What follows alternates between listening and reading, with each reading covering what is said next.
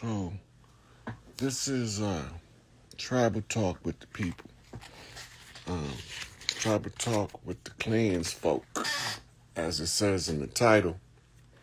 So I got a sister that was asking some questions that I wanted to clear up for her. I'm looking for her to pop up so I could send for her.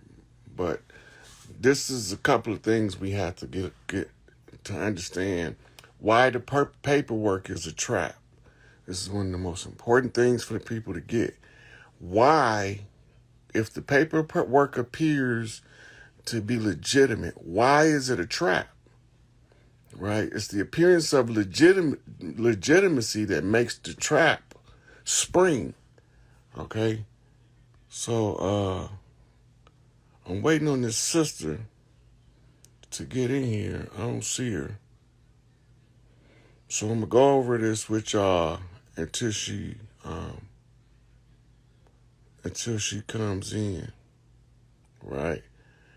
Okay, so this is why the paperwork is a trap. You automatically presumed to be an imbecile in law based off papal bulls issued by the Pope in the 1300s. You are the subjects of explorers who got the discovery doctrine from the Pope.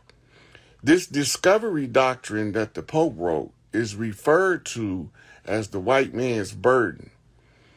The white man looked like us, but he has a position of rank and royalty that gives him a legal designation as a free white person in law. So you need to go to the earliest Black's Law dictionary you can get up, and you look up free white persons in law. When the sister come in, she can ask me the questions so I can make it even clearer. Um, hey, how you doing? Peace, So, Rod. so I was explaining why the paperwork is a trap, right? So this is part of the clarification that you wanted.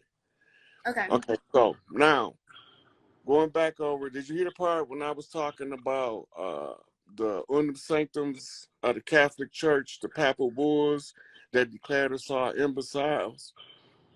And then the doctrine of discovery that the papal bull that was also issued by a different pope that gave them what they called a right of conquest to institute something known as the white man's burden to spread Christianity around the world. Right. Okay. Now, from the position of being an imbecile in law, if you don't know this, you can't reverse it. Right? Right. So now, the first thing you have to understand is where is the jurisdiction derived from? None of the jurisdiction is derived from the people of the land. That's the first problem. The second problem is the agreement that was made was between a merger company known as the Virginia Company or the Virginia Trading Company and the Northwest Trading Company. And both of them was trading in teas, tobaccos, and fur trade from colonial period. When the Boston Tea Party jump off and George Washington established himself as the first president, it's because we in war. So now in war, the ones who is in the conqueror's position, the designation free white persons in law, these people install an interim government to rule over the people that's actually from the land with the birthright and the ties to the land. They have no jurisdiction and they are aware of that, right? They're aware of it because they had to write a second constitution in the blood of Crispus Attucks, because the blood of the righteous shall not be spilled in vain. And this is where the George Washington challenge, Fezes versus Feathers, come in. Right. The invaders came in as Frenchmen, Dutchmen, Portuguese, and French, and in Spanish conquistadors. They were all under exile out of Europe at this time. Right. The final exile was completed around 1611 to 1614. They finally exiled them. Now, from 1492, they trying to find a city called Cordoba. It's the city of gold. Now, they are searching in South America for the city of gold, Cordoba, under Cortez and the hordes of conquistadors. They look like us, like me. They had some that looked like you, but the majority of them, including Cortez was maybe a little lighter than me. Okay, now, when they established this interim government, they are establishing it against the will of the collective people of the land, what they call today the Native Americans that was already here. Right. Okay, now, the establishment of the fraud is the assumed jurisdiction of the United States Corporation. This is where it gets critical. The assumed jurisdiction is not the truthful jurisdiction. It is a de facto corporation acting under the color of law. We have a superior claim in the court of righteousness. The superior claim is because we tied to the land. This is the close of the age. All contracts is expired or they are closed as of July the 6th, 2019 for non-performance. That means that they never honored any other treaties that they signed, and they all were signed under false pretenses to begin with, because the people they signed the treaty with, we call $5 Indians, was declared chiefs by the presidency in order to sign these treaties. We not party to those treaties. So the only thing we can do from the position of right is discover the fraud. If you're imbecile in law, you're going to feed into the fraud. They know if you file paperwork of any kind with them, you acknowledge their position, meaning that you remain the imbecile. Right. Right. Now. Because you're doing their bidding. Right. You are following the instructions that the people that called you an idiot gave you to follow. Are telling you to do. Right. Right. So I followed that. If you use what they gave you to fight with, they only going to give you something to tie you deeper into the system. So in law, the doctrine of abandonment is applied on the discovery of the fraud. The abandonment doctrine means if you continue after the point of the discovery of the fraud, you become party to the fraud. You are equal and willing participant in the defrauding of the organic people of the land, because you filed this paperwork to try to get away from them. But all you did was prove their point that you are an imbecile. Right. Right? Now, once you prove their point, they go harder on your ass, because now you've proven you're an imbecile in law. You've given them jurisdiction because you traverse on the de facto corporation's jurisdiction when you put them on notice, when you acknowledge them in any written form. Right. Now, the only way out of any of that is to use the abandonment doctrine and abandon the contract. Put it on public notice for the people to know that you abandon the contract for non-performance in the discovery of the fraud. And by putting it in public notice doesn't necessarily mean that you have to file paperwork their way. It's just right. Public notice. It's the tribal way that we done it before they came. We got to go back to our system to overthrow the de facto, the fraud. We have to use what's known as the de jure position. The de jure is going back to what we was doing before they came. That means we stand in our rightful positions as caretakers of the land, the air, and the water. Right now, all we need now is a Jubilee year. The what? In which a Jubilee year. Okay. Now, once we catch a Jubilee year, any contracts that we unknowingly went in, the chief that discovers the fraud can void out every contract of every kind by putting it in the public domain and making it clear to the people that they've been victimized in this fraud and that these are the fraudulent agents and actors.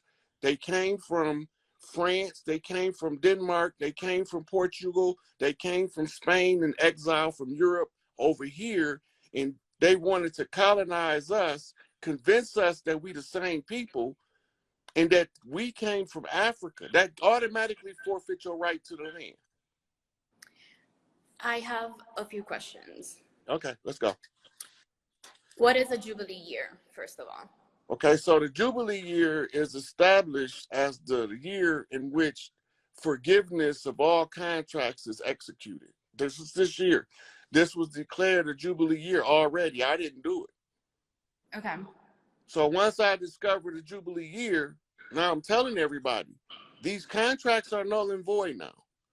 Participating in any of their paperwork, anything that falls under Uniform Commercial Code, anything that falls under Admiralty and Maritime Law, if you use any of these things to try to prove you're not an imbecile in law, you by default prove you're an imbecile in law because you are entertaining a fraudulent entity to assert your non-fraudulent position. Right. So I follow all of that, and I feel like I follow all of that to the point on how this applies worldwide, not just over here, because technically that's happening to everyone. Right. Right. So the tribal construct is the same all over Earth, wherever you go. When the order is given by the competent chief, he shows himself competent by exposing himself to the questions of the public, right? And you expose yourself to the question of the public because you're telling the truth. And you're standing in the position of right, which gives you, in law, it's called a de facto position. I mean, the de jure position. You becoming the sui juris, the de jure person on the land, competent enough to override the papal bulls by telling you, no, this doesn't apply to us. And all of the things that this is the foundation of now no longer is in force because the fraud has been discovered. So, like, the part where not even necessarily I'm having problems connecting the dots, because like I shared with you, I'm in the midst of a situation, but like I haven't heard back at all from anyone, and I haven't changed my status. I haven't filed anything at all. And somehow, some way, life has made it so that I'm in a place where I haven't really even been working a regular job for the majority of the year, because in 2021, I joined the entertainment union and I started working on sets, and just that was before even awakening or like really tapping into who we are and what we are, because I've just had like really weird life experiences my whole life. But once I got on a set, I was like, nothing is real. Everything is a lie. Like everything is thoroughly scripted. And before even seeing a live of yours, I could not stop seeing like the slave mentality that is very, very, very predominant on set. The last talented person on a set is the actor. It like we are honestly so talented at making fake things look real, and these people are literally giving away their life forces to make their dreams come true. Anyways, that's a whole other thing, right? So I'm in a position where I took a leap of faith and I was like, fuck it, I'm not going back to the industry. I don't know what I'm gonna do. I'm gonna figure it out. I have some money saved. Things are gonna work out. Then I find you, or you find me, or however that happened. And you keep talking about how anybody that wants you to sign a contract is a slave catcher. And then thinking about going to work, I have that in the back of my head. And I'm like, well, that's weird. So I'm in a place and space where I see the power that I hold.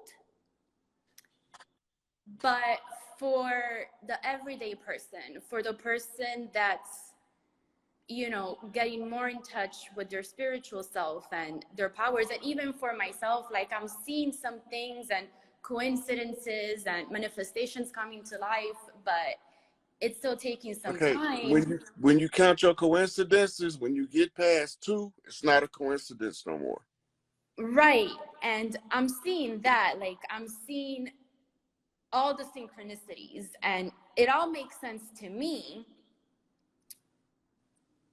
But I know that if I'm driving on the street and my tags are not there, my driver's license not there, all of those things are not there, and a cop pulls me over, even now, knowing how to speak and how to say certain things, they still think they have a job to do and they have a responsibility to uphold. So regardless of what I say, before I prove my point, there's a very big chance that I can end up in jail and then in a bigger problem to begin with. So that's where the dots get confusing for me a little bit. Slash, personally, I was born in Venezuela. My whole family was born in Venezuela, but my dad's side is more Italian than my mom's side. They're from northern Italy, and my mom's side, her dad is from southern Italy. And in terms of remembering who we are, they drove us around to make us forget where we came from. I also have so many questions that are not really specifically formulated about all of that, because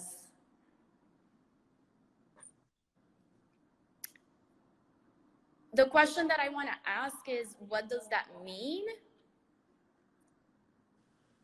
But yeah, like what does that mean? Which land? All the lands?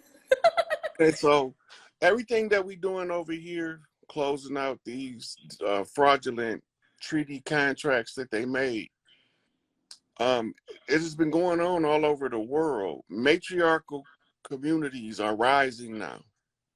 Like, we still being shown movie sets. They telling us they tearing China up.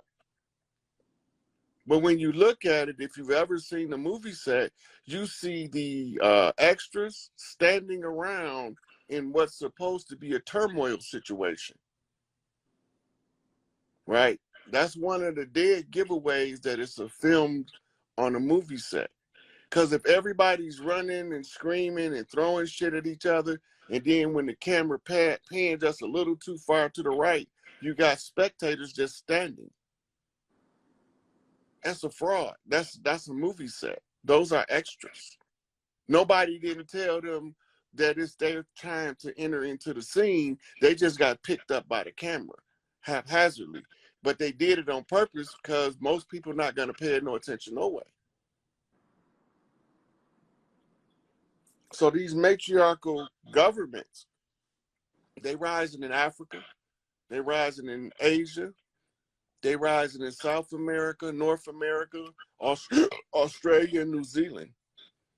The women are reclaiming the earth back because it's their birthright. Everybody in the Americas, all of the masters is here because all of the organics of the earth sent their masters here to fight this conjure war so that they can assist. So when you read the story of Lord Krishna in the old Vedic materials, he here. When you read the story of the rebels from the Haitian Revolution that overthrew the French, they're all here to close their conjures. And the ones who, like Haile Selassie, came back to offer his power as a monarch and a high priest magician to the people of this land to overthrow the same people that invaded Africa under the Berlin Conference. So all of the masters are here. Somebody just has to identify them. So that's what I've been doing. You know, Chief Sitting Bull was Notorious B.I.G. Christopher Wallace. Chief Crazy Horse was the one that we called the Old Dirty Bastard. Big Baby Jesus Osiris, right? Tupac Amaru was Tupac Shakur, right? So when we get done going through all of the lists, I done named multiple people. That's their designation, that this is who they are. Haile Selassie came back as Ermias Ashkadam, aka Nipsey Hussle. He's in Eritrea right now because there was a confirmed murder order on his head. So the Nation of Islam extracted him, and everybody think Big U had him set up because that's the OG that the FOI had to get permission to perform a military action on their territory by removing one of the chiefs, right? They had to know, and then his mother was there. She was overseeing it to make sure that our baby didn't get hurt for real. People don't pay those little subtleties attention, right? But his mama said she was there, right? And what made her go, she said she seen Nipsey all lit up. Well, I already posted it on Facebook. He's standing with the nigga that put the hit on him, right? So when I get done telling everybody Toussaint, that's Divine Insight. The Bookman in Florida, right? The Priestesses, they here, right? John Dessalines, that's Barbecue calling for Toussaint to return back home so they can close the conjure. But he had to go through this prison system because you got to get out of this shit the same way you came in it. It's going to look the same. When you go back and study the Haitian Revolution, you find that the French took Toussaint captive not once, but twice. The first time they took him captive was before they set the revolution off. And when he escaped and he got out there to tell them what was going on, right, then they formulated a plan to call the ancestors forth to aid and assist in overthrowing the French on the land, which they end up successful. But we were still in the Gullah Wars in Florida. So when they finished the Haitian Revolution, the available soldiers in Haiti went to Florida to fight in the Gullah Wars. Jamaica sent soldiers to fight in Florida in the Gullah Wars. The Cayman Islands, the Dominica, which was actually Hispaniola with Haiti, they all came to fight in the Gullah Wars. When those other wars were fought to whatever conclusion they came to, all of the soldiers that were still fighting came to fight in Florida in the Gullah Wars. That's why they call it Seminole. Seminole comes from the root word semi, which means half. It was mixed tribes. So the Spanish called us Seminole. They all mixed up. Why are they all mixed up? Because we left every part of the land to go fight in Florida. They said that the Industrial Revolution caused the Great Migration to Detroit, New York, Chicago, right? And then Los Angeles. No, that wasn't what caused that. Because of the Conjure War, the George Washington Challenge, all of the soldiers that was fighting in the Gullah Wars who wasn't from Florida went back home. They declared the land abandoned under the Lewis and Clark expedition, in which they was doing a land survey to determine the royal hierarchy on the land, and they discovered that all of the castles was empty because none of the chiefs sent their soldiers to war without going with them. So we cleared out all of the castles. they turned them into prisons and state buildings and asylums and told us crazy people when convicts supposed to go there. Them was the people from the land they was holding hostage. The Trail of Tears is when they took the name off Big Mama House and called it the Big House, and they labeled her farm the plantation, right? But that was a POW camp. It wasn't a slave camp. And we get that part of history confused in order to push the narrative that we from Africa, not from here. As soon as we get past that narrative, the only way to get past that narrative is good Pan-African studies. And the Africans will tell you when you talk to the scholars, y'all ain't come from over here, bruh. That's some bullshit they made up so they could steal y'all shit. I was in Seattle. This was when I first moved to Atlanta, so closer to 2013, 14 maybe. And I went to go visit a really close friend in Seattle, and I was talking to one of his coworkers who was from Ghana, somewhere in Africa.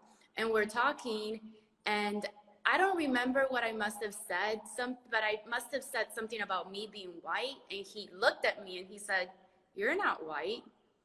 And I looked at him, and there was like this understanding, because personally, like I said, because I was born in Venezuela, grew up in Italy, like, especially since I've come over here, whenever I'm filling out forms and it says white, Hispanic, I'm like, these options are incorrect for me personally. So I kind of understood what he said, but it didn't really click into, obviously, recently, the true meaning of what he said. But as far as back to the paperwork, like,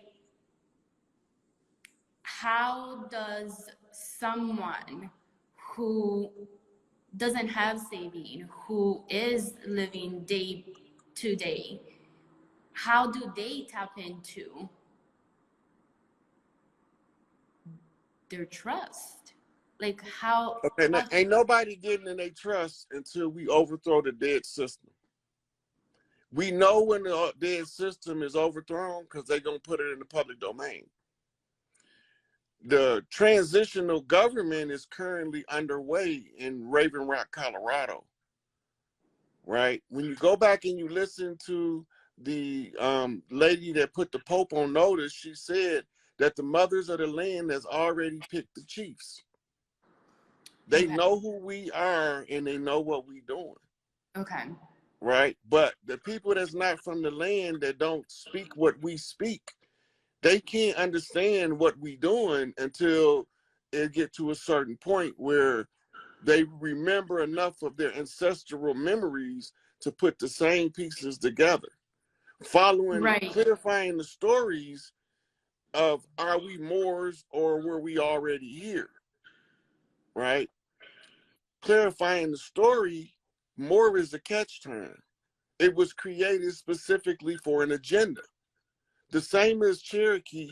When you do the etymology of Cherokee, it's not even the same. It ain't even a similar spelling. Right? So when you start figuring all of this out, it wakes you up to the awareness that if these people are frauds, the only way to get rid of them is to accept your own and be yourself. Stop trying to be them. Because as long as you're trying to be them, they 100% right. You are an imbecile in a legal jurisdiction. And you keep traversing on their jurisdiction because you don't know no better. As soon as you learn better, you separate. Ain't nobody getting to their trust until we get done with this shit. And then you ain't gonna have to look for what's yours because the order has already been given. Give everybody what they rightfully earn, what they rightfully deserve by the law of right, which is the law of righteousness. Right? So if you took their family shit, this the Jubilee year for you to give it back. We gotta have enough memory of the culture because all of the parts of the story is in our culture, told in song and dance and art. Right? So tomorrow I got a 9:30 with Young Elder where a picture worth 1,000 words where we reading pictures, right? Because we didn't just read the written word. All of our written documents was kept at Big Mama house. So if you go back and you find out that a lot of our elders' birth records got burned up in the town square, in the city hall building, and they all burned them down to get rid of the records. But the records that predate 1492 is kept in caves and national parks so that we can't stumble across them. And then they flood us with misinformation to deliberately mislead the people. And anybody that try to tell us what's going on become marked for death.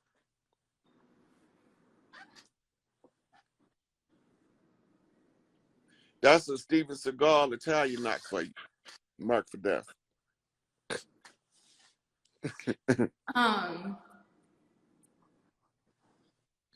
In my head, not even in my head, like in my body, in my spirit, whenever, like, all I feel like and all I can sense, the best reference I have is I grew up watching Sailor Moon in Italy, and I've recently had it on in the background just playing, and I'm just blown away by all the symbolism in there to begin with. And all I truly feel and see is like Crystal City. That's where I feel like I'm going next. Right. The Crystal City is going to land in Colorado on Emerald Lake. It's a jumper ship. That's the Cordoba, the city of gold they couldn't find. Because when the Anunnaki Wars took place, when Enlil launched his power attack on Earth, that's the ship that Enki's son Marduk took to Nibiru. And when Enlil's son Marduk took over Earth, Enki's son Marduk took over Nibiru so that the Enlil won't shoot for his father's seat of power, which would have really been fucked. So when the ship come back, that's where it's gonna land. In that county that Emerald Lake is in is called I think it's called Bow County. Mm-hmm. And that county is shaped like the Liberty Bell. So now that I'm talking to you, I actually, when I was a child, like elementary school child, I read a book that talked about this like crater hitting somewhere, creating a lake, and then like these vampires or like other beings came out. And I keep thinking about that book a lot. What's the name of it? I don't remember at all because it was an Italian book too, because I was in Italy at the time.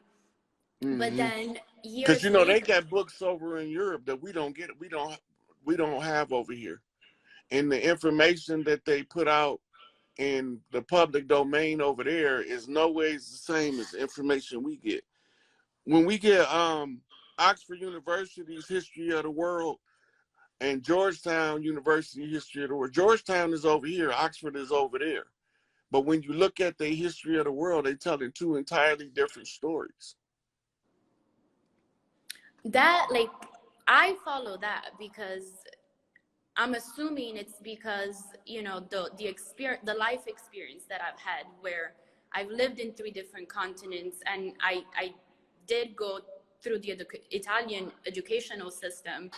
And I say it often, but I haven't really learned anything since I've been in the States. I've learned how to play the system because the universities have always tried to like tell me one thing over the other, as far as like what my progress was. But then I moved to Atlanta. A few years later, I went to visit NOLA for the first time with a girlfriend. We walked into a voodoo shop, And we ended up speaking to a woman who was doing readings, and we ended up speaking to her for hours. And she was reading my friend and like giving her messages and all sorts of things. And then she looks at me, and at that time, plenty of quote unquote weird things had happened in my life, but I never really truly embraced it because my grandma was schizophrenic and my mom has a ton of trauma from it. So it's never really spoken about until I started asking questions recently.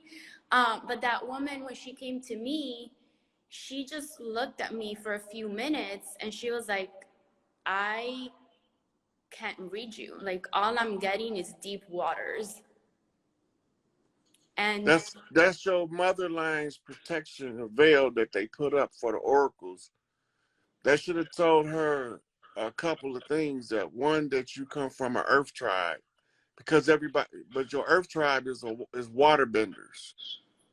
When your birthday? January 28th. So I'm in Aquarius. Yep. So you write on the energy signature for that. That's why she couldn't see nothing but the waters. And I love the water.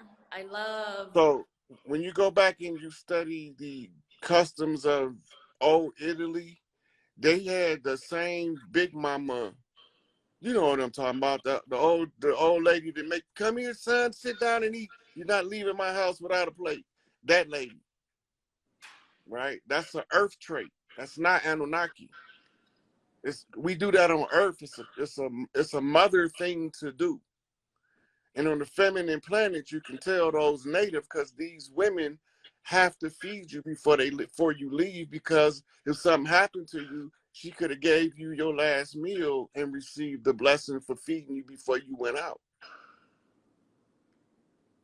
So if she wasn't able to read me, but I also wasn't trying to make it easy for her to read me. I know, because you wired that way from your life experiences and your genetic memory. So what about when I do go get readings and they're very on point? Is it because I'm more open? You participate. Okay. Right, because That you makes have sense. to trust the person doing the reading enough to participate, and then they can pick it all up. Right. And speaking of, Italian ways, a few years ago, I was listening to Imani heavily, and she was talking about she was just not gonna interact with us anymore and stop going live because she was catching a lot of backlash for it. And I remember feeling Who also is she? The Hood Healer. Okay, all right, I know you're talking about. Yeah, because that's how I found you, through her. But this was She before asks even good the questions too. What's up? She asks really good questions. Yeah, that was. I mean, I saw that live and I was just shook. I was so confused, and not confused at all. Like, it was the weirdest feeling. And luckily I had one person that I could share the video with, and they confirmed a lot of things that I had been feeling, going through my whole life. But this was before pandemic, when Imani was saying, I'm gonna stop going on live, I'm gonna stop doing the readings. And I freaked out a little bit because she was just like so on point, and like I was receiving her messages and whatever she was saying. But anyways, I go to an artist market, and there's a book there that's called Italian Witchcraft. And I just pick it up, and the girls are like, that's so funny. My partner didn't want me to bring this book. It's a rare book, but I just brought it. And then when I was reading it, I was like, I feel like I know all this stuff, but I don't know how I know the stuff, because it's genetic memory. Because when the genetic memory kick in, you'll start telling somebody, you'll be like, why in the fuck do I even know this shit? When you pick up a book and you, like, it's Italian, real true Italian magic is based around food. I believe that. Spirit cooking. Like a lot of what Abramovich was doing with spirit cooking, she used the blood rights of the Babylonian blood magic and instituted them into the Italian cooking. And she's from Russia. She was he was a agent that came over here in drag in a witness protection program from Russia through the CIA. That's why Abramovich was even here. Mm. But she was protected by the old man George Herbert Walker Bush, who brought her over him, whatever the fuck the motherfucker is, trisexual, trans-testicle, whatever the fuck she is. But Bush brought the individual over here, and the individual's brother was a Russian mob boss in Russia. They look just alike, except this motherfucker wear a wig and makeup. So the other interesting thing is that grandpa on my mom's side, who is from southern Italy, was a prisoner of war in World War II in Italy, which means he was on the Nazi side. And when the United States... No, because allies with Hitler was Benito Mussolini, who was the leader of Italy at the time. If he was a POW under Mussolini, then he was either anti-war or he was a dissident. No, he was a prisoner of war of the Americans. Oh, the Americans had him? That means he's one of the good ones. Because he said, I'm gonna end the war on the same side that I started it with. So that's, I don't know if that's a question, but that's a big question mark. Mm-hmm. And he was also right. He was saying that he wasn't no turncoat. Right. I ran across a lot of people telling me to abandon the people that sent me on the mission because they didn't like the way they looked. But they sent me to go extract their ass from some dumb shit. That like that make this shit make sense. You a soldier, I'm a soldier. The general sent me to come get you, and you want me to abandon the general in order to run off with you. Make it make sense. It don't work like that. So, like, is it possible that Grandpa knew more things that he ever shared with anyone? Yeah, a lot of what was going on in World War II was kept secret because they didn't want their children privy to that type of traumatic information.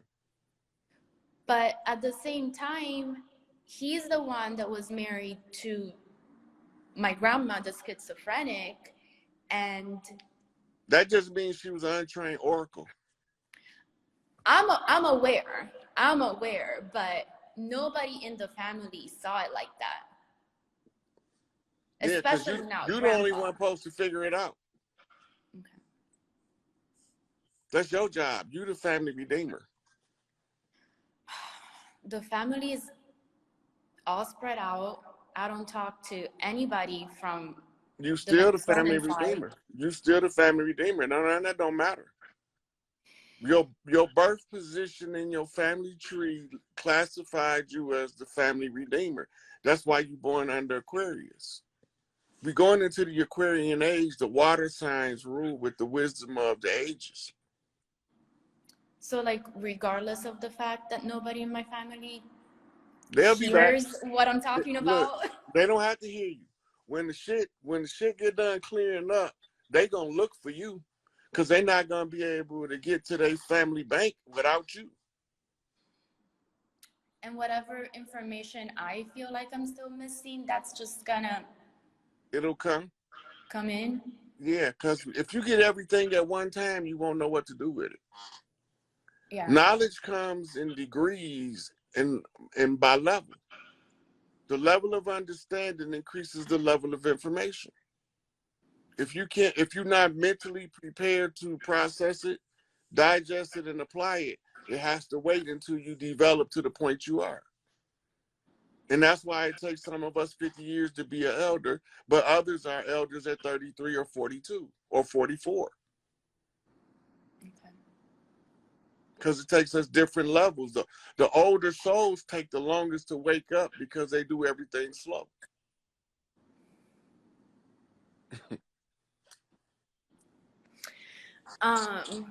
It's just, I'm so grateful for you because, like I said, I've had so many questions, especially like things just started happening when I got to Atlanta. Like my diet started changing, just like weird things. And that's really when I started becoming aware of like these questions that I've had. And then this like anger towards men, although like That personally in my life, I've had shitty boyfriends, but I've had great men around me.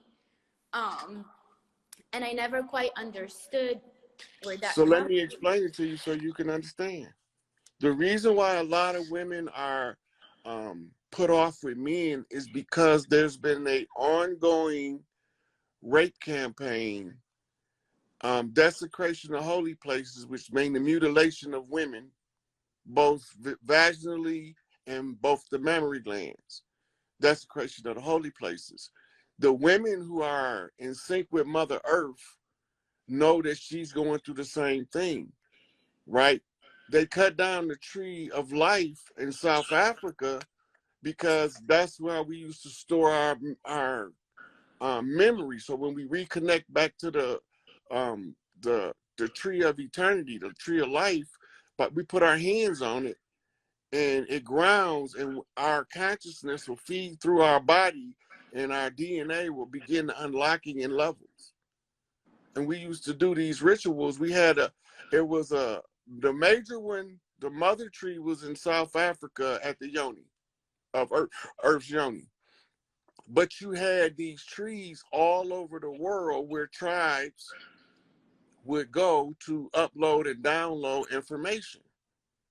The trees are record keepers of the earth as well as the stones, right? So we go and we put our hands on the tree and our bare feet to the earth, and whatever signature our family over the years is left in the tree uploads into our system through a cycle of information exchange between you and the tree. That's why they is so gung-ho on chopping these trees down. They got a whole campaign been running in South America for the last 200 years, and they can't get the Amazon rainforest chopped down fast enough. But now it's too late because all these tribes waking up. Okay, so South America cutting down trees, then why is South America in the state that it's in? And I'm particularly thinking about Venezuela. Like,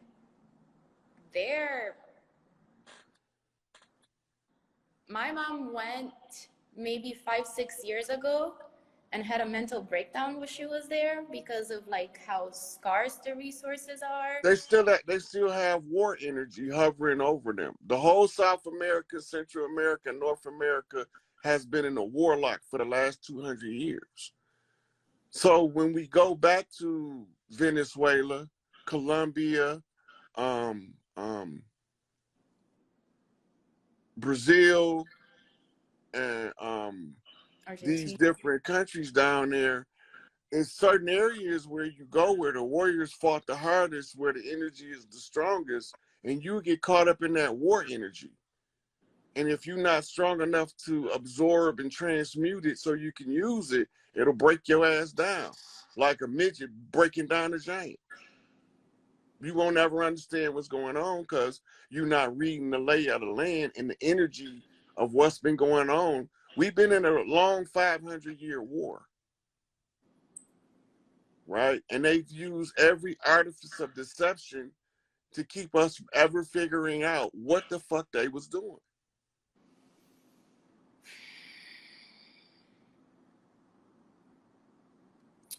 So back to the paperwork. And I Yeah. apologize if I'm being No, dense. you got to keep coming back because it's a question that needs to be clarified, not just for you. Exactly. So like, how, what is the strategy for someone that doesn't have the material or financial means at the moment to hold them over? That ain't nothing they can do. They just got to do the best they can until they in a different position. Okay. But it's, everybody finna feel the pinch. Okay. When we get to the flip point, everybody gonna feel the pinch. Ain't no escaping somebody. You can try to avoid the suffering, but it's coming. And Okay. it's not doomsday prophecy. It's transition from old to new. It's labor pains, birthing pains. A woman understand that better than anybody else. You ain't gonna escape the pinch. You're gonna feel it. The other thing that I kind of keep thinking about in terms of like paperwork and um, your words about like people are just gonna start dropping around us, repeat in my head all the time. And I mean, I feel like I've been talking to robots for a long time. A lot of these motherfuckers is. So the other thought that I had recently is like,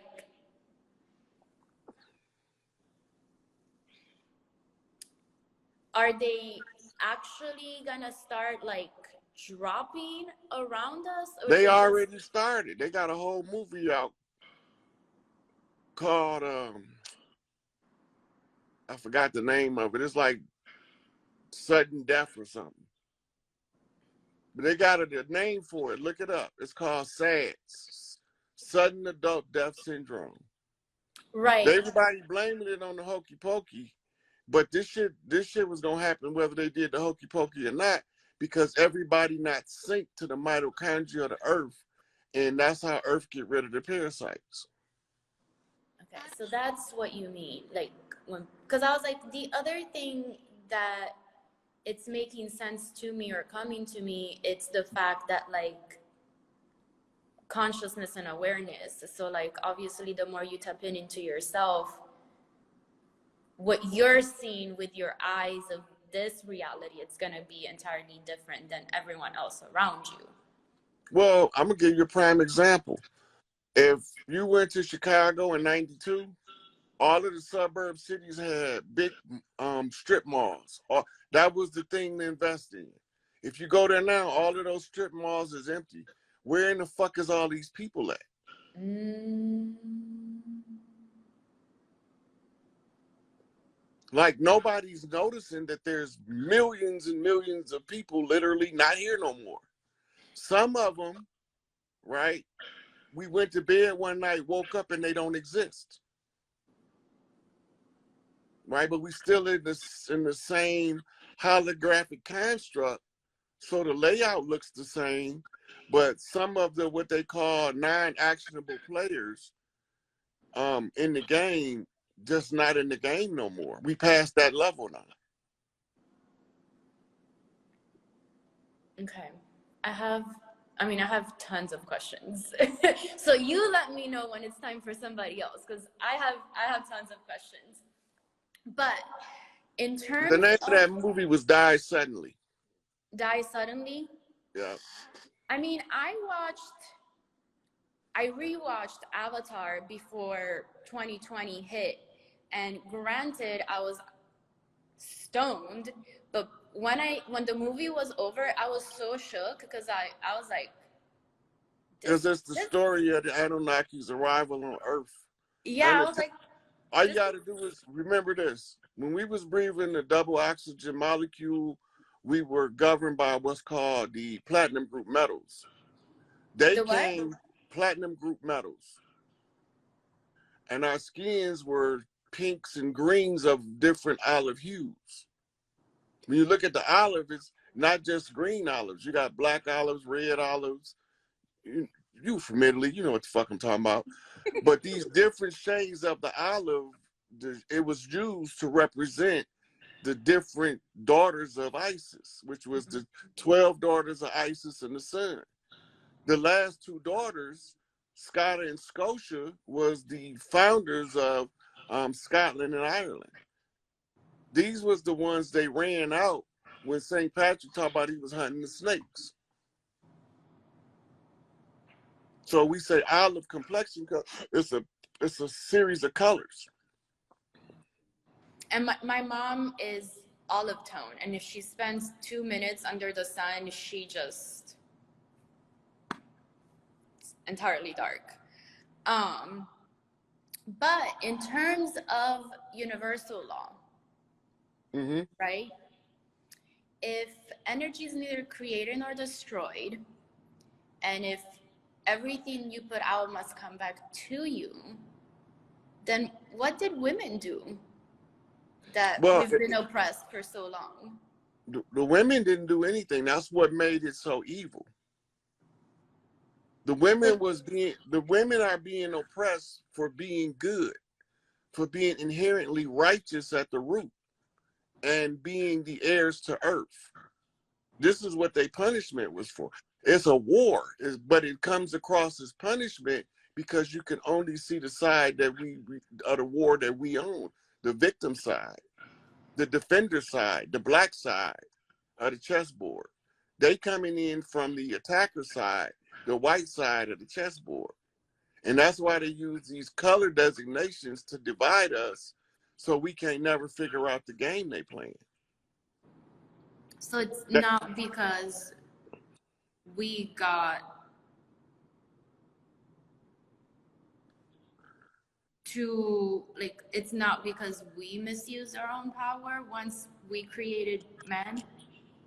No, that was done by permission of Prime Creator.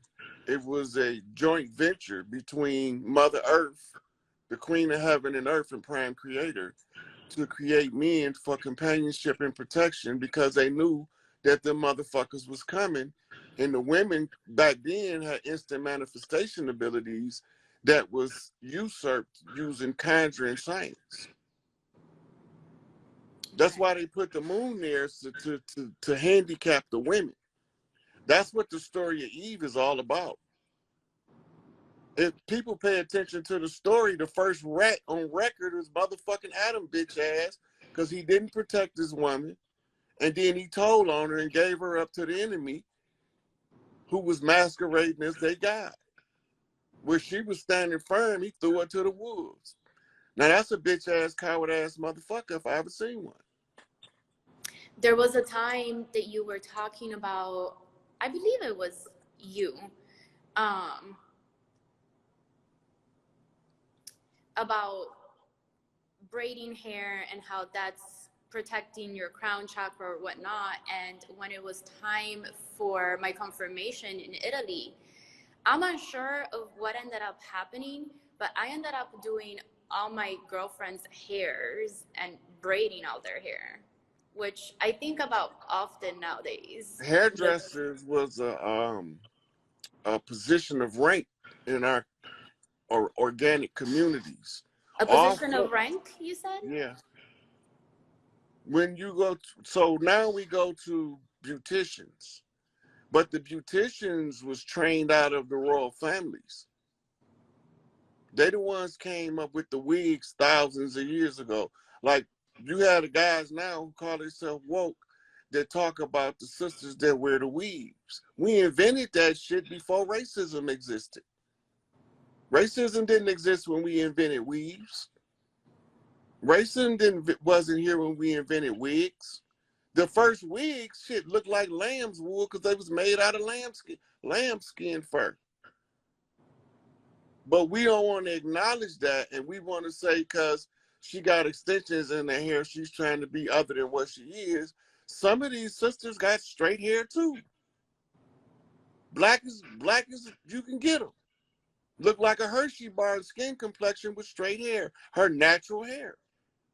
But we don't know the history of ourselves enough to know that the one who does the hair, that's a position of rank. Everybody not allowed to touch our hair. That's why barbers and beauticians have a special place in what we call the organic communities. And that's why people from all over the world cater to our fetish for doing our hair. Our women love to do their hair in different styles. She can wear an afro today and she can wear that motherfucker's pressed out tomorrow. Depending on how she want to change her look. That was part of what was called the beauty. So this one is titled Buffalo Soldier. So I'm gonna do some invites, give y'all a chance to come in before I get started about Buffalo Soldiers. So I was just doing the live explaining the paperwork and why it's a trap, how it's a trap, and how to get out of it. In the course of that, somebody made mention of Buffalo Soldiers in the comments, and I wanted to touch on the Buffalo Soldiers because Buffalo Soldiers was indigenous tribes. If you go to the Flintstones and you see what's known as the Buffalo Lodge, right? That was the real brotherhood of the buffalo. And there was a tribal it was a tribal community. The soldiers, they learned to fight like buffalo soldiers. And the reason they called them buffalo soldiers is because the headdress was made out of buffalo horns, right? And once you understand that our history has been usurped and that all of this stuff that they tell us is mythology about who we are and who we were, and they saying this shit is made up. But we can go back and find the Buffalo Soldiers.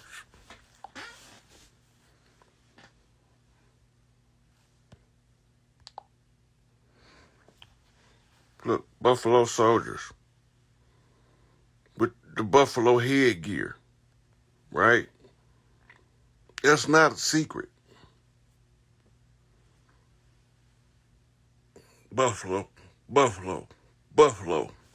All of those are Buffalo Soldiers. Buffalo, when you got to the top rank, now you are a member of what's called the Buffalo Lodge. Now, we didn't just have Buffalo Soldiers. We had Bull Moose Soldiers. We had all of the totem animals was literally utilized in our culture. The bison, we called the bison our brother, the brother bison, the bull. And then we had we used to have elephants, pachyderms over here. They tell us that was thousands and thousands of years ago, but no, it wasn't. Just like the camels came from over here, but they got us thinking they came from the Middle East. But the camels came from the same place that the llamas come from, and the alpacas. They all from the same family, right? So when we talk about Buffalo Soldiers, this is what we're talking about, but they tried to change the narrative in order for us not to participate in our own historical record and uncovering the records of who we were, right? We used to ride on alligators in the swamp. They didn't eat us.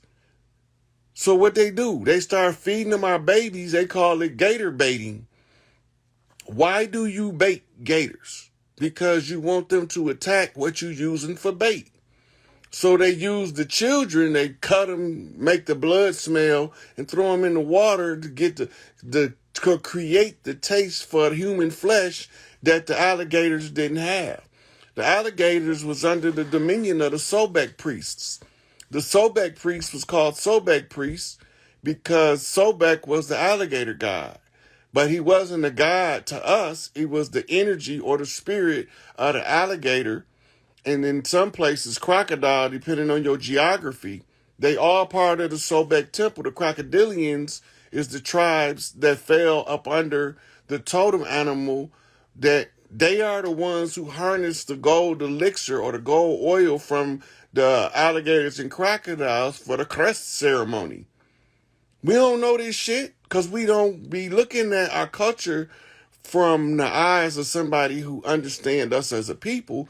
We looking at the culture from the eyes of those who came and tried to conquer us. So they gave us a narrative to look at that has nothing to do with who we are as a people. So you have to go back to who you are as an individual and then find the individuals that match that frequency, and you know who your clan and your tribe is. That's how you link up, posse up, clan up, tribe up, feathers the fuck up on these motherfuckers. Right? We had beaver clans, coon clans. Matter of fact, Mayor Lightfoot out of Chicago is one of the chiefs of the clan of the coon. Her totem animal is the coon, and the reason why they was given that totem animal because they got a distinctive coon-looking mask that they born with. They look like that. You can't take it from them as part of their DNA, right? So they adopted the totem animal of the raccoon. When we call people coons, normally that was a derogatory term because the ones that we call coons, we could send in to infiltrate without them turning. So the enemy became abhorrent to the coons. Because these niggas would come in like John Dessalines, and if it looked like I took sides with these motherfuckers 100 times, believe me when I tell you, I'm going to betray these motherfuckers 100 times. So they told us that porch monkeys was bad, right? Because they don't want you identifying with the gorilla clans, right? These monkey clans are totem animals for different tribes of people. And if you got the gorilla grip, you got the master grip that you can motherfucker shake this bitch from pillar to post.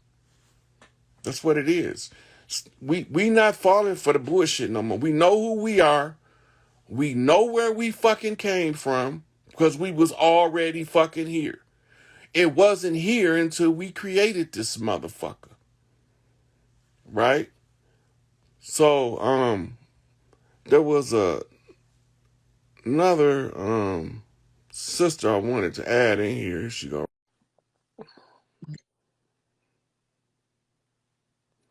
There's many books about studying spirit animals. Read all of them. Just don't take sides. Read the information and study the totem animal. If you call your totem animal, it's gonna come to you in a dream or a vision, right? And the way that you call your totem animal is you have to ground to the earth, barefooted on the soil, and you put your knees on the soil in your palms, face to the ground like you're doing the salat, and tell Mother Earth, send me my totem animal, and you're going to have a dream, a vision, an experience. Or if it's a hawk, you're going to see these motherfuckers everywhere you go where you never seen them before because Mother Earth going to answer the call. Right? So the sister didn't come in. I'm going to go to somebody else.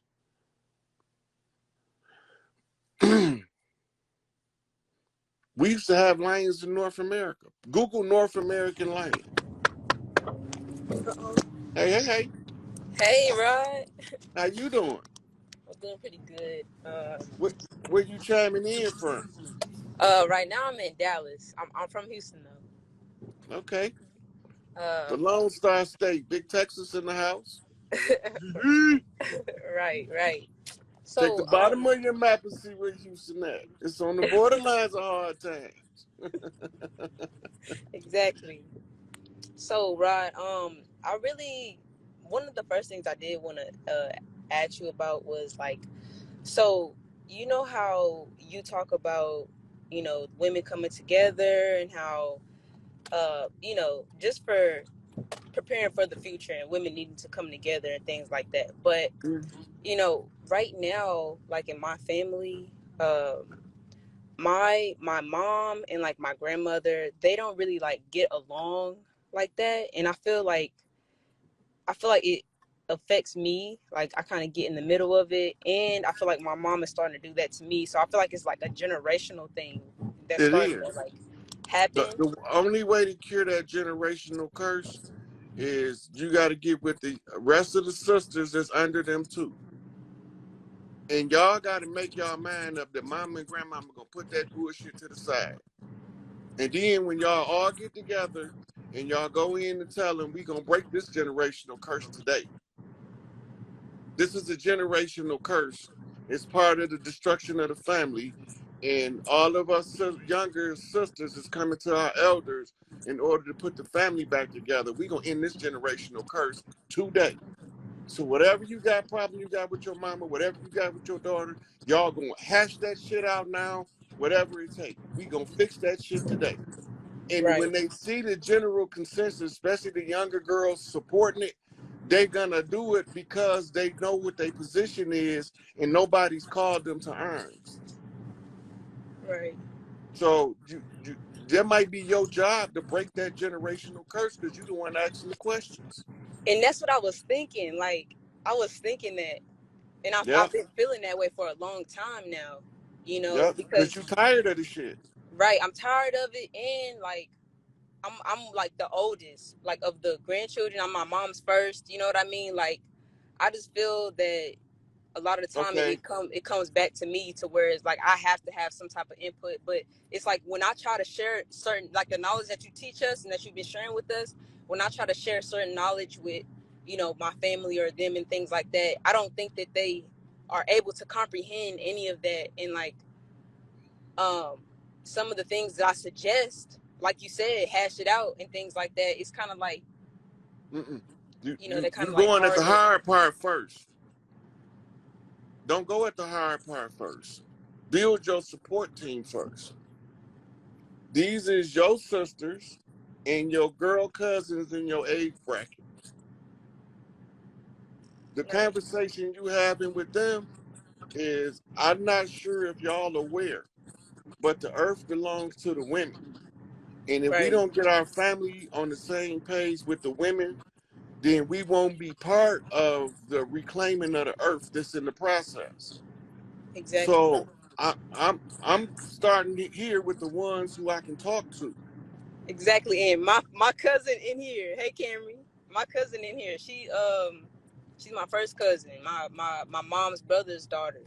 So Hmm. we got the same grandmother, so she already know what's going on. Yeah, she But part of it too. yeah.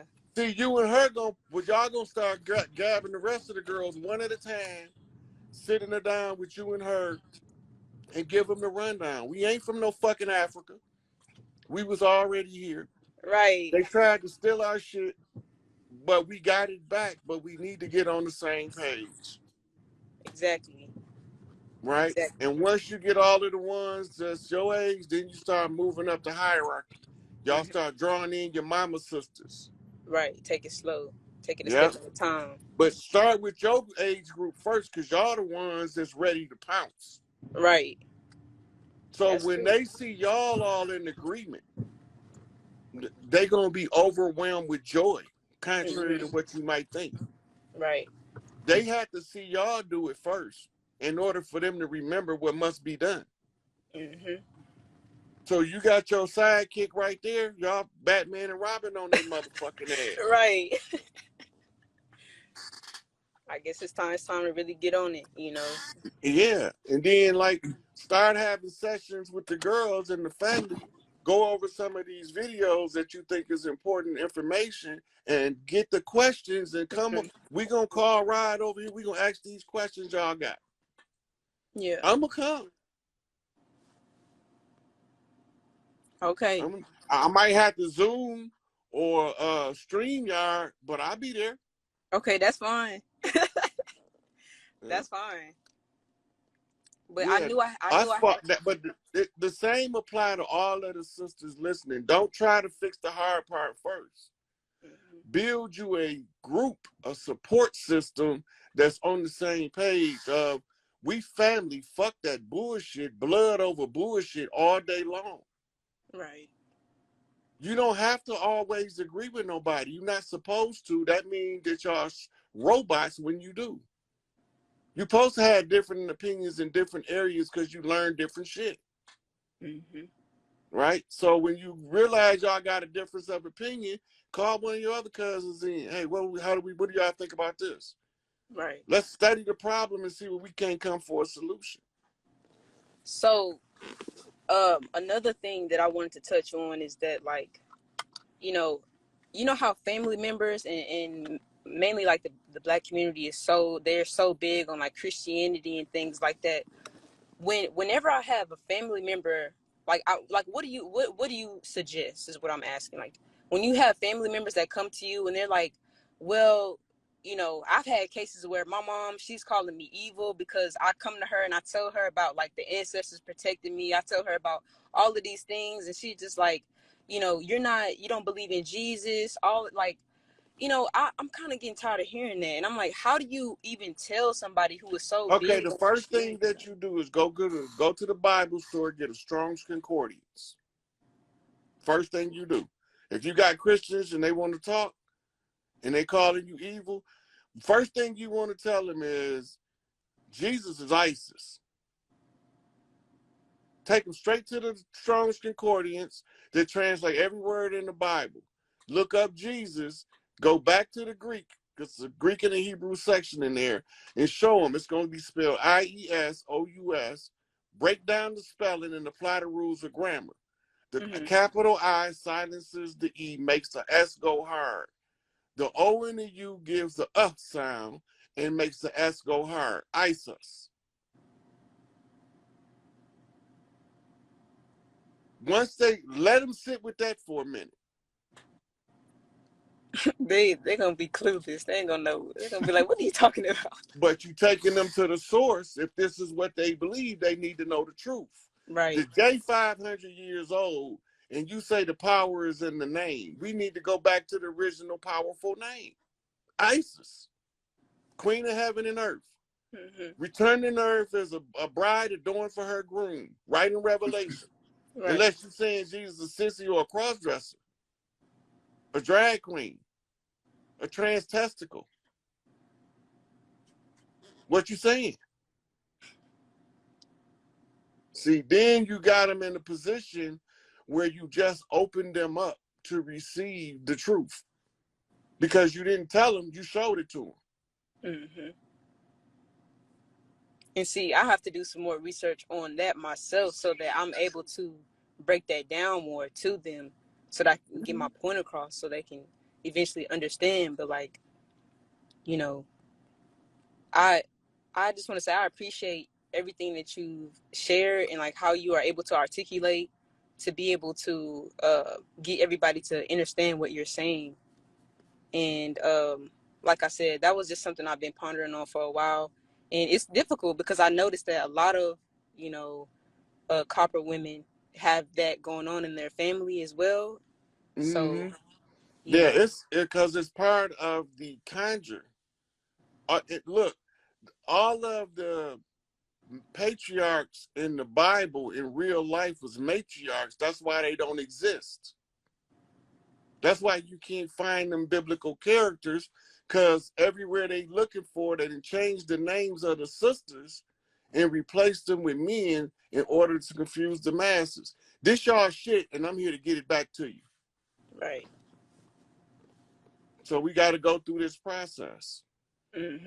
Absolutely. Right? But let the Christians stay Christians if they want to. They won't stay long when they start hearing enough truth. For right now, exactly. For right now, though, you don't want to fight them. Tell them Jesus back, and that nigga named Rod Hayes, and he said the real Jesus' name is ISIS.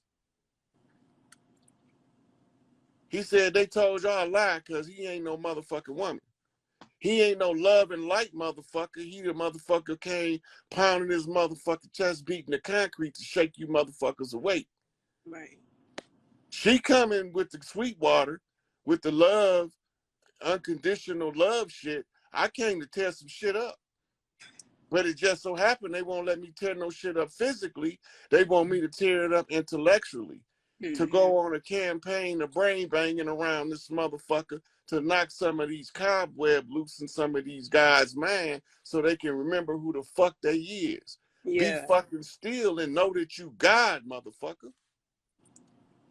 Right? So while I'm raising hell, she coming with that unconditional love shit, but I got to get the riffraff out the way first. I got to drag these imposters out. These motherfuckers telling y'all that y'all Moors and y'all motherfucker from Africa when you was already here before a Moor African ever stepped foot over here. And we ain't never had problems with no Africans until them motherfuckers tried to tell us we was from Africa. Now the Africans mad at us for not knowing who the fuck we is. Yeah. So they go, Garvey say, create a confraternity and study Pan-Africanism. Go back to Africa, they gonna tell you where you from. That's why when you study Pan-Africanism, it started off with the slave trade and reverse engineer you back into what the fuck is you doing over here? You from over there. That's what they be. Every African from every country I spoke to them, from Ghana, from Sierra Leone, from the Sudan, Somalia, Ethiopia, South Africa, Kenya, what's the name of that? Djibouti, whatever the fuck the name of that country is. They done came from everywhere, and they all tell me the same thing. You ain't from Africa, nigga. You from over here. I was like, I've been telling these motherfuckers, but they keep talking about I'm an African American. Right. I don't know what that shit is. Exactly. Exactly. So once we get past that motherfucking illusion, right, we get ready to get the imposters off the land, I get to roll my motherfucking sleeves up and wade in their goddamn blood up to the horse's bridle. I feel that. Get them niggas right. Get them niggas. Fuck them Rob niggas. I ain't got no problem. I drag their ass all the way out in the open. Hey, look, if I had the permission, I would go knock on these niggas' door to introduce y'all to them. I knock on that nigga door. I be like, this the leader of this motherfucking more Zionist Jew shit. This nigga right here. Watch when he come to the door. The nigga gonna come to the door looking like George fucking Jefferson dipped in chocolate. Oh, I was gonna ask you. Let me see, two things. I was gonna ask you if you watched this show called Inside Job. I don't know if you watch any Netflix shows or not. But have you heard of that show? I never heard of it. Yeah, it's this show called Inside Job. It's like they expose like governmental things, and it's on Netflix. I was just wondering if you had watched that or not. But now that you told me, I don't watch TV except for professional wrestling. Oh, okay. But I like when people refer a movie to me and say there's some codes in there and I need to go crack them. I'll go watch a movie. I gotta watch Black Adam because I had too many people tell me to go watch it. That shit. Black Adam. Oh yeah, TJ here. You was on live with him yesterday. Peace, God. But yeah, you should check out Inside Job. Like, it's a pretty good show, but it has some stuff in there that you might like too. Look, what they say, the most dangerous book ever published. Exposed. Okay. The book your church don't want you to read. Dang, I need these books. Check this out. This is just some of my books. That's the Book of Five Rings, Operation Gladio. This is about government dirt. This is the power of yoga. This is studying the fraternities and the different organizations, Black Root Science. This is just some of the newest stuff I picked up because some of them I had to get them all over again. But books,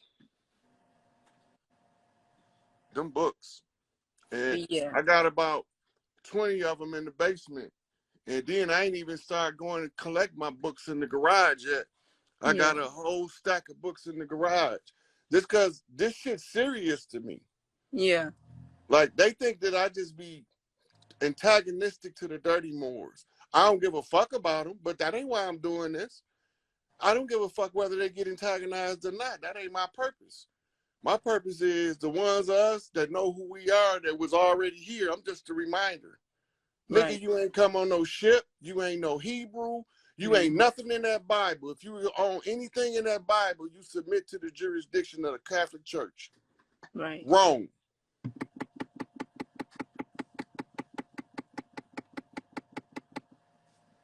Yeah. And that's what it is. Okay, sweetie, I'm going to let y'all drop down. I'm going to take another caller because I ain't going to take but one last time. She had some good questions, though. Yeah, all right. Well, appreciate you, Rod. Peace, all right, thank you, sweetie. Peace. I appreciate y'all chiming in. For sure.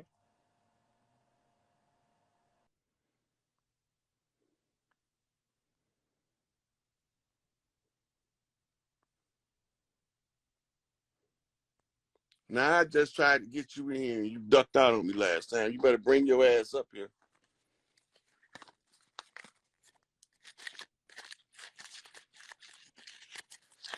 Look, go back to when they first brought the Bible over here.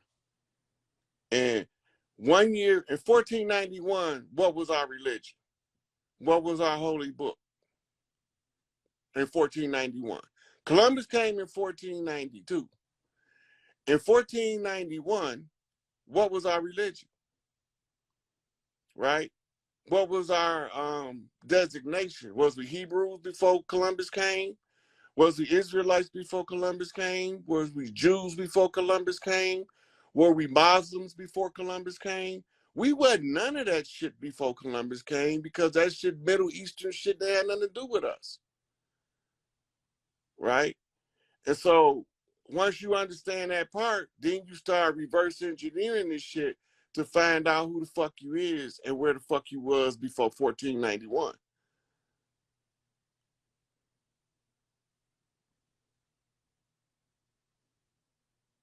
I want to try to get somebody I never had on here before. Some fresh faces for the people to see. Hello. Oh, you ain't even looking at your phone. Jazz. You said you were a key, didn't you? You said you were a key? No, that's okay. Get your ass up and go pee. Get up and pee. Okay. I'm gonna let her deal with her seed, and then if she come back, we'll deal with her because she sounds like she having a time.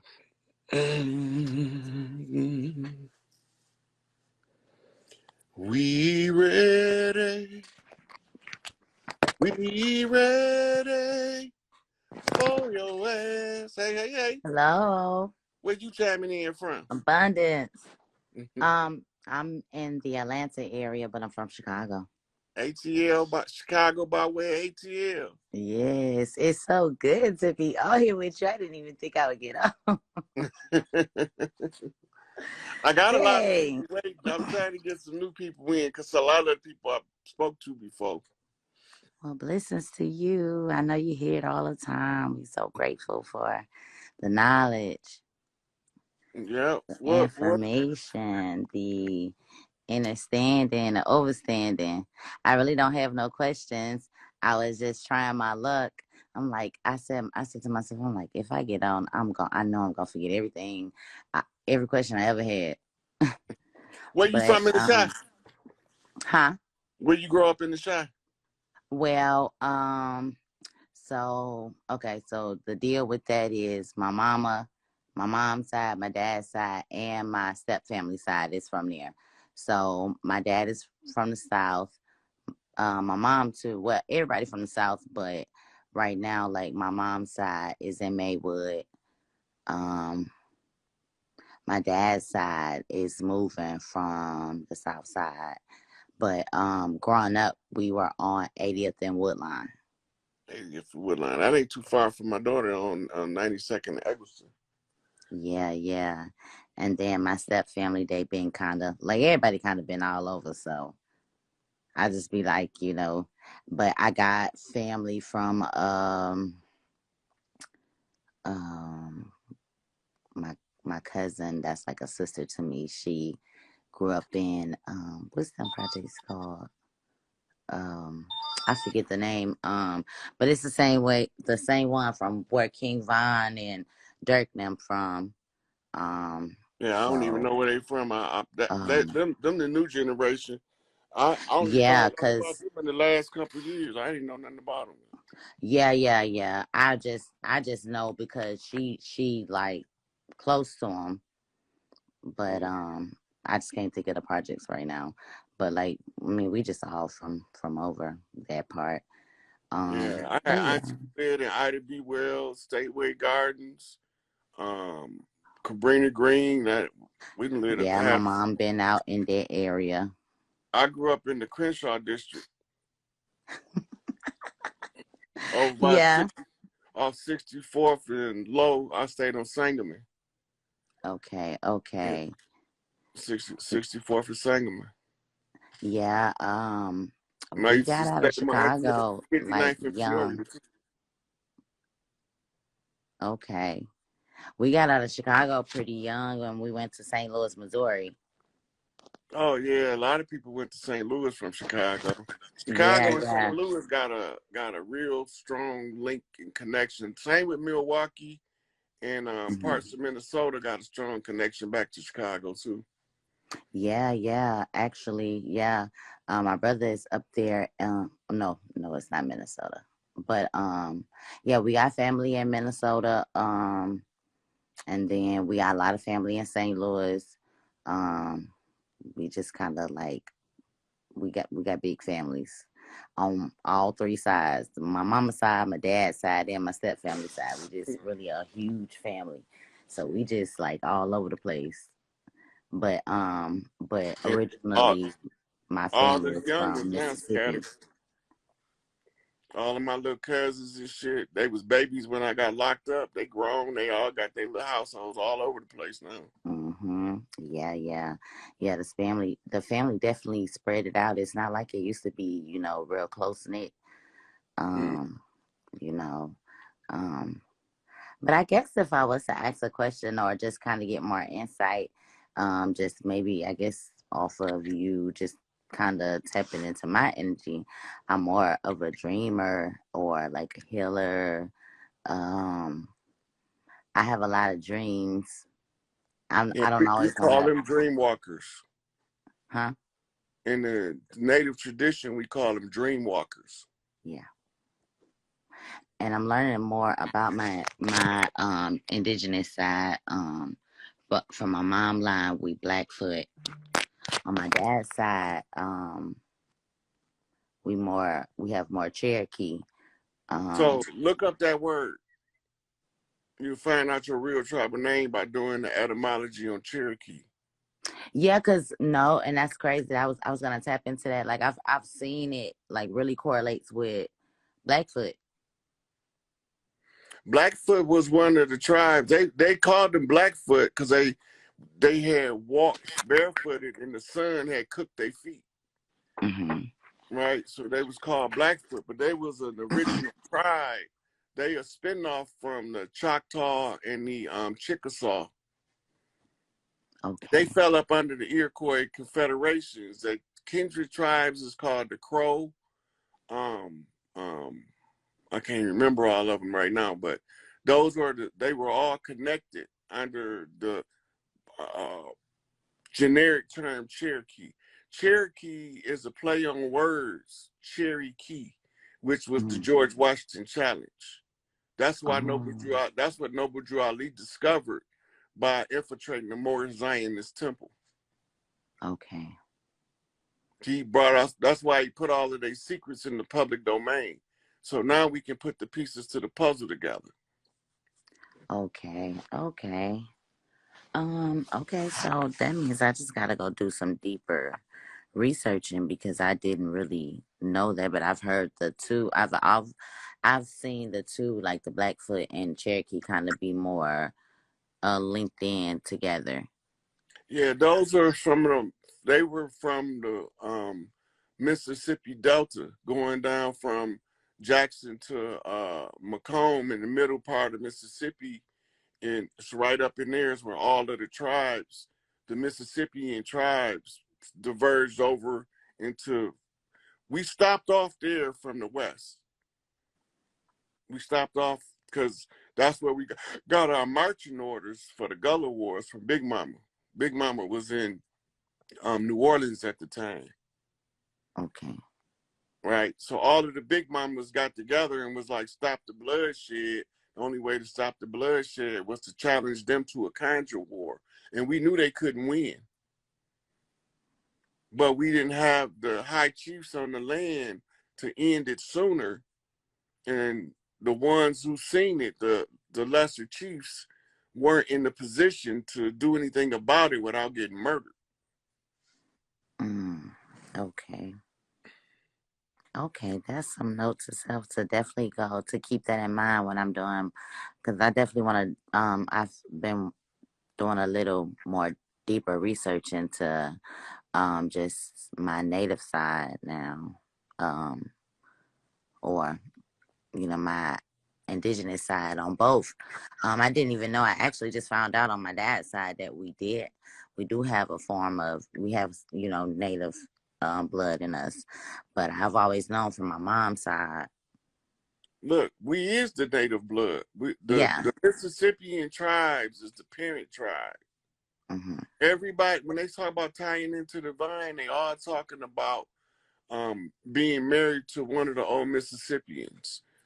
So when all of the tribes come from foreign places, the women make the arrangements of who, okay, well, you rank this high on your clan, so then I mean you got to marry into the clan over there. That's why it's the great melding pot. Right. We darker on the East Coast than we are on the West Coast because we traded wives with Africans. We didn't just start mixing with them people. But that's why it was decided to say we was from Africa, because we had been trading with them for thousands of years, which included wives. Okay. Right. Yeah, so royal families, that's old news. If you don't know the way that the royal families operate, you'll never figure out why we look the way we look at different parts of the land. You will never figure out why every goddamn culture from Nova Scotia in the north to the bottom of Venezuela to the Samoan and Tongan Islands to Hawaii all got a community in Florida. That's just why they came to fight the Gullah Wars. All of the islands, since you got a little Jamaica, a little Haiti, a little Grenada, all of those islands sent soldiers to fight the Gullah Wars. After the wars, they set up their communities and maintain their cultural identity to the islands that they came from. Right. Yeah. That's crazy because this confirmation, my sister, one of my sisters, she's one of my she's a good friend, a good sister, and she's a little elder than me, but she's told me about that, and I really didn't know that much about it, but she did tell me about it. So it just kind of confirmation on what she's been telling me. But okay. I did just have a question, and I just forgot about it. What was it? I did just have a question. I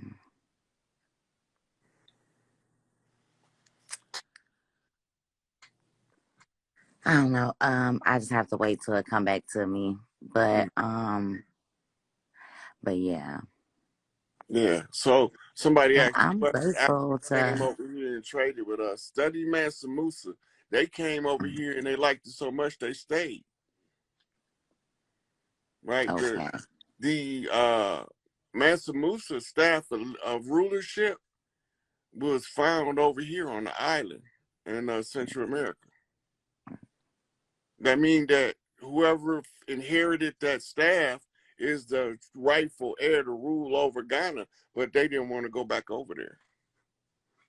This was heaven on earth, the Americas. This was the central hub for all knowledge, all conjures, right? We didn't believe in some of the dirt that these motherfuckers has been doing to us. It wasn't in our culture. Now it's a part of our culture because they brought it over here and used it on us. Now we got to use it back. Right. That's why we've been stopping the bloodletting, right? And they pulling all of the GMO foods off the shelves. This is why you got whole Walmarts with crime scene tape up while they taking the food out. Is that why they're letting certain stuff like that shooting that just happened in Virginia, letting stuff like that happen or something as a cover up? Because I mean they got a lot of stuff going on. Yeah, so if you go look over the last 2 years, you had a ridiculous amount of fires at slaughterhouses Yeah. and Yeah, I stuff like remember. that. That's what that is, getting rid of GMOs. They doing insurance scams so they don't take that loss. Mm. One of them had a fucking plane flying to the slaughterhouse. A little twin engine Cessna flew into a slaughterhouse. But then now you have like different things that's going on. Like now they want to stop natural herbalists for. That's smoke and mirrors. That's the trigger to people that's into homeopathy and naturopathic medicine to get their ass in this fucking fight. Inform the people of what these motherfuckers is doing and stand firm on your position as a healer. If they don't do that, they're going to lose their rights to be a healer because they're not participating and telling the people that don't let the motherfuckers do that. It's just Right. it's an antagonism to call to action. Okay. Yeah, no, I get that because I was telling my homegirl too, like, like they can't just do that. Like, how you gonna stop people Oh, from they can selling do it if herbs you and don't. stuff? Like, They they can do it if grow we in let them. nature. They can do it if we let them. Right. That's the thing. But yeah. Okay. Yeah. If we Right. let them. So, And I get that right. part too. That's what Yeah. I've So, actually but been. right as of right now, any legislation going on is fraud. It's fake news. Yeah. The Senate and the Congress is closed. The White House Right. is fucking closed. The Federal Reserve is fucking closed. All that Right. shit closed. Now, okay, so I remember you saying that before. Like I remember that. Now, okay. So how does that play into quote unquote now we got Kanye West running for president and Trump? All that smoke and mirrors. This government is over. The fall of America has come. Babylon fell in y'all face and y'all wasn't even watching. So So they that what running this, they running the narrative to challenge, right? They running a narrative to challenge ideology. Every ideology has to be tested. And if we don't realize that we the ones in the position of power now, then they can't give us the power. I feel like a lot of us are waking up no matter what level people on, but it's like a mass majority of Mm-hmm. our people waking up, like just waking up in general. And I be feeling like, okay, a lot of things be um like so we see what the people we see what they into, like the algorithms and stuff like that. So then let's start doing this or let's start doing that. Like that's Mm-hmm. not no, that ain't gonna work either. Yeah. Just because I remember like just this summer, you got a lot of readers and stuff, a lot of diviners, the women, divining and stuff like that. That now for what was it? What was that going on? I think it was around Juneteenth. And now McDonald's offering here in Georgia, McDonald's offering readings, tarot readings. Mm-hmm. Like, come on So now. everything they doing now is geared toward trying to wake up a cross section of the community that hasn't been reached. A lot of the people that's fast food practitioners that go on a regular basis, they live off fast food. They Mhm. got a fast food mentality and think that everything's supposed to happen instant. Throw Yeah, that shit in the microwave for 30 seconds. I had an older friend that used to call this the microwavable generation. Yeah, this is He was instant right gratification. though. Instant gratification. Everybody want it right now. They can't stand the wait. They can't stand to go through the pains of like the shit that I've been doing for the last 3 years. Before they sent me to do this, I told my mama and the old lady, I was like, fuck them niggas. They like this oppression shit. I don't want to be subject to the ridicule with telling them the truth because most of these motherfuckers would rather be comfortable in the lie and go along to get along than be waking up by the truth. Nigga, why you disturbing my peaceful It's so sleep? I unfortunate was being too. good for massa. So I From didn't a want no. feminine standpoint, it's so unfortunate. It's so unfortunate, but it's like I understand that too, because sometimes it just get to a point like, I mean, it's like the saying, you can't put a gun to somebody's head and make them take the information. Yeah, it's not gonna happen. So I And didn't want to go through this because look, literally, I got it's mother. I done been on here with Moors coming in hostile, but they leave with a different mindset just by going over the information. What do we already know? We don't need no outside information. This is right, what we already know, right. right? They came, they gave us the Bible and everything associated with it. Before they came, we didn't associate with nothing that's biblical. Now And we're now we going to know be who they everything. are. Yeah. And now we're going to be everybody in the Bible. We're going to be the Hebrews. We're going to be the Moabites. We're going to be the Canaanites. The Them Hebrews motherfuckers is ain't the got nothing to do biggest with us. one. That's where I kind of started my journey from the Hebrews. And then I just kind of ventured over to esoteric knowledge and then, ATRs. But yeah, the Hebrews is something. Look, them niggas funny to me. They believe that they can tell you that they organic to this land, but they Hebrews. Hebrews being the ones that crossed over. That mean they crossed over from somewhere else to get here. That mean they don't You know, belong. they go off the So pack y'all narrative of the motherfucking shit. slave ship. Yeah. Like they came over here Yeah. by, Pack so your it's like shit. that's why we here. But okay. Pack your But I shit don't and go back to the Middle East since you a Hebrew.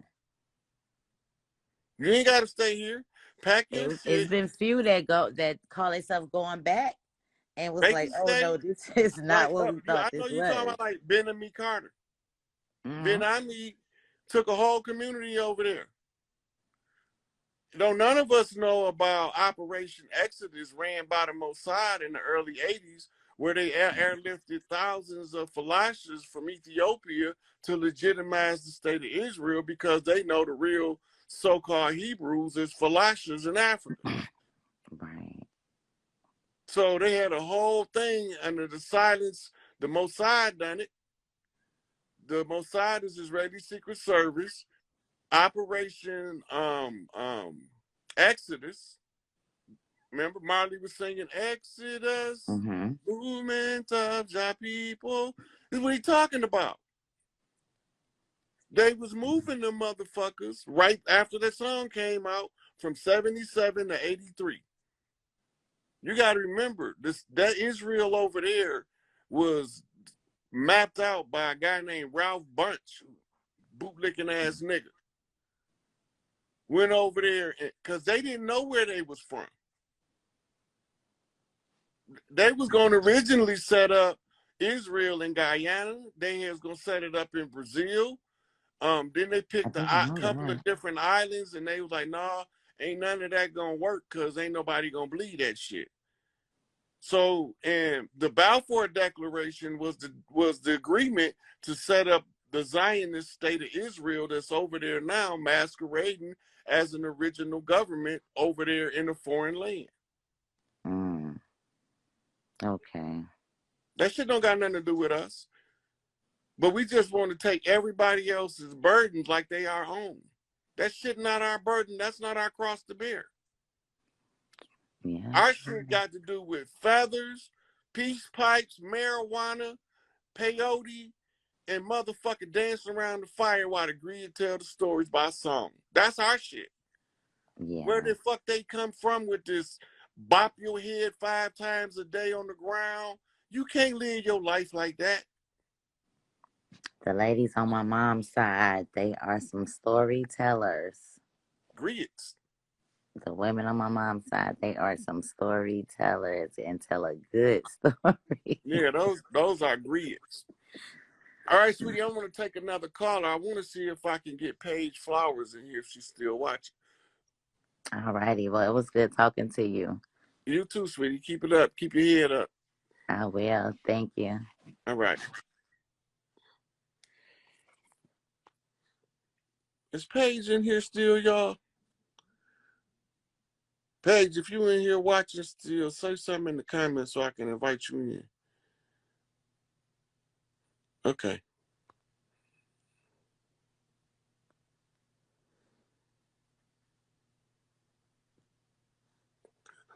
See, Paige is a soldier. Hey Hey, y'all, what's going on, Rod? how you doing? Good, I've, good. I've been watching you kick ass. Oh, listen, I'm over here eating my meal, listening to y'all. I'm like, yeah, this is the conversation our people need to hear.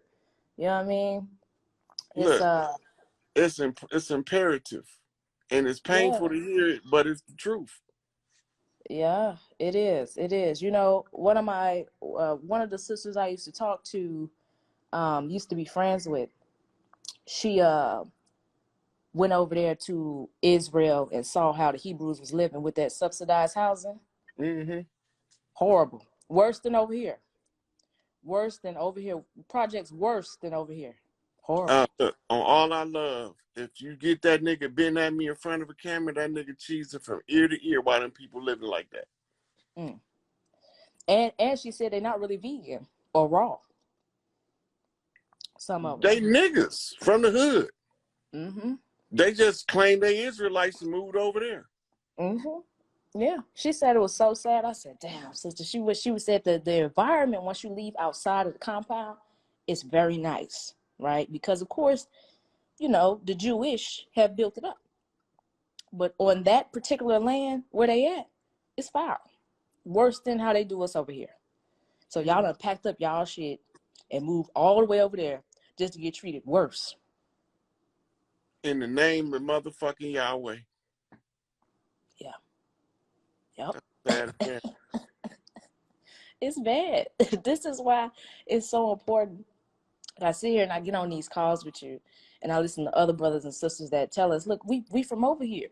I don't know if you know about the sister Linda Bay. I met with her in person. And she's really a cashier because she'll show you everything from beginning to end, how we was already over here. You know what I mean? She dig in the archive. She helped me get my family tree together all the way from the 1600s. I said, we ain't never left. North Carolina, Texas, we ain't never went nowhere. Only place we went was Florida to fight the Gullah Wars. Right. Right. Like what you said. Yeah. Yeah. We came from all parts of the land to fight the Gullah Wars. The Great Migration, the Great Industrial Migration was us just going back home. Yep. Yep. Wow. Big Mama says a Conjure War at this point, Mm-hmm. and they never stop attacking us. Right. They Stop. never stop burning and flooding cities out. That shit. Philadelphia moved. They bombed that motherfucker in the 80s. Yeah. Bombed it. And I was also talking to Linda and she told me too that all of them was a part of the Morris Science Temple. They just didn't want to put their children in them schools. A lot of people don't know that those brothers and sisters were woke. They were about pushing Noble Drew Ali's agenda. But the Rizzos bombed the people because they didn't want to send their children to school. Now And never. They went in under the pretense of serving an eviction notice. Mm-hmm. Right. And when they told them they wasn't going nowhere, instead of doing what you normally do with eviction notice, they sent in troops. Before the fire ever started, they was just shooting randomly in these people's homes. Yeah. With babies sleeping in rooms and shit. That's how they was able to get everybody in the basement before they dropped the bombs. They knew what the fuck they was doing.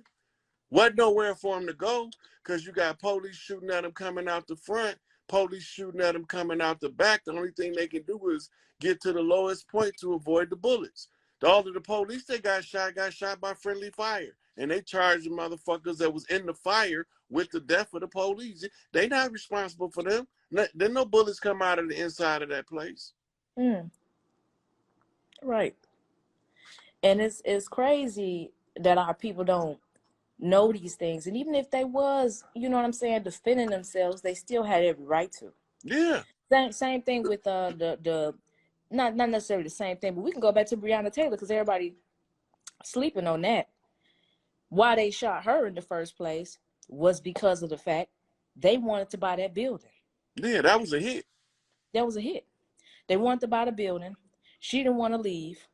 They came in through the side, shot him. And they figured, well, nobody would want to purchase a building where somebody died in, or no tenant would want to move in where somebody died in. So they brought federal charges against them, but see, ain't nobody talking about it no more. See how nobody ain't talking about it no more? That's because they look like us. Yeah. Look, we the Right. most forget about it motherfuckers it is. Mm-hmm. They killed one of us today. Oh, it was just them. Forget about it. Tomorrow we go on about our businesses like ain't nothing ever happened. Shit. I ain't even got mad about the new shit. I'm still mad about them niggas getting Emmett Till for these crackers. Yeah. Or what I should say, under the pretense of crackers. Yeah. They even show it in the movie. When people be saying, that's not true. Didn't know blackness some niggas when he got Emmett Till. Mm-hmm. He was gonna grow up to be Chief Littlehorn. Yeah. He was whistling fucking Dixie, the war cry. That's why they killed his ass. It had nothing to do with that lady. They used her for the patsy. She was the one that's going right now. Motherfuckers trying to get her ancient ass arrested. I don't give a fuck whether she get arrested or not. I want them niggas so I can find out who sent them niggas. You know who I need to talk to? His name is, I don't know if you heard of him, but he claims to be the reincarnate of Emmett Till. And I met him at a Oh psychedelic conference. yeah, he wrote a book. Yes, Tutim Ra. He looked just like him. And I met up with him again at Uncle Hank's place, Brother Hump, scientist, wizard. And I got his he's writing book. a book. Yeah. He writing a book on all the people that reincarnated as something else, but they were the reincarnates of other people, and that was him. When you study reincarnation, if you don't understand the Sybil effect, you won't know why it's 50 different people saying they're the reincarnation of a certain person. Yeah. Right? If the person's DNA is in your bloodline and you vibrate similar frequency, this is the Sybil effect. This is why you can have the Queen of Heaven and Earth in 50 different cultures at once using the Sybil effect. Yeah. They all connected telepathically, and they all got similar genetic markers that allow them to link on this frequency of the Sybil. The Sybils was the daughters of Isis, right? So they was go and like if we sent priestesses to go train, they have to get to the level of the master before they can come set up their own priests. Right. Yep. Somebody, they was asking about the sister you was talking about and how to get in touch with her. Linda Bay on Facebook, and she can help y'all trace y'all genealogy as well as find the land patents. Because your family members had land patents. That's how they took your land away from you. And if you look at Rod's story, he also had that, I don't know, I think I saw it was today or yesterday. I don't know. I looked at your story and you was talking about how they took $300-something billion in land away from us. But she'll also help you find the land patents so you can get your land back. So that you actually know, okay, where was your family at this time? So you also have the record, and you also have the intuitive record, where you feel called to go, and then what actually does the record say too, So she's on Facebook. Linda Bay. Yeah. So I pinned it up there for y'all to see how to spell her name, and y'all can look her up on Facebook. There's some more sisters. I would love to get in touch with Chief Warhorse. Oh, Chief Warhorse, the truth. I listened to her. That's my girl. Yeah. You remember when I posted her a while back, ain't nobody know who she was, and I was telling them about fuck that shit. Let me post this so they can hear her talk. Yeah, because she the one made me look deeper into the Trail of Tears, and it was so clear as day how they switched us out on the trail. Right. Yeah. Because they took us. We was the POWs from the Gullah Wars that they was using us as we was gonna set up a reservation, but then they matriculated these Mongolians and these Huns and these Hindus in with the group, and then they auctioned us off as POWs